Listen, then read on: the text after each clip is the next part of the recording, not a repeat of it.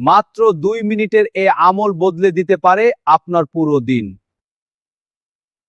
ফজরের নামাজের পর আমল।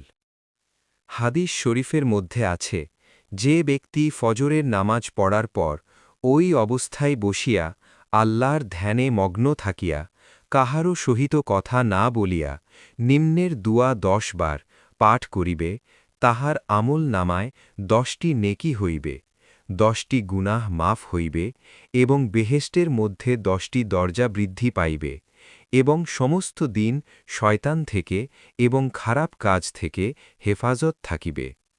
দুয়াটি হল, লা ইলাহা ইল্লাল্লাহু ওয়াহদাহু লা শারীকা লাহু লাহুল মুলকু ওয়া লাহুল হামদু ওয়া হুয়া ইউমীতু ওয়া হুয়া আলা কুল্লি শাইইন কাদির। যে ব্যক্তি ফজরের নামাজের পর সূর্য উঠা পর্যন্ত আল্লাহর ধ্যানে লিপ্ত থেকে এবং সূর্য উঠার পর 2 রাকাত ইশরাক নফল নামাজ পড়ে, সে ব্যক্তি এই রকম সওয়াব বহিবে যেমন হজ ও ওমরার হজের সওয়াব মেলে।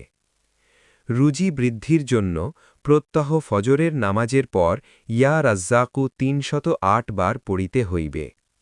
ফজরের পর লা ইলাহা ইল্লাল্লাহু মুহাম্মাদুর রাসূলুল্লাহ 100 বার, সুবহানাল্লাহ 100 বার, আলহামদুলিল্লাহ 100 বার, আল্লাহু আকবার 100 বার, আস্তাগফিরুল্লাহ রাব্বি মিন কুল্লি যামবিন ওয়া আতুবু ইলাইহি 100 বার, সুবহানাল্লাহি ওয়া বিহামদিহি সুবহানাল্লাহিল আযীম 100 বার।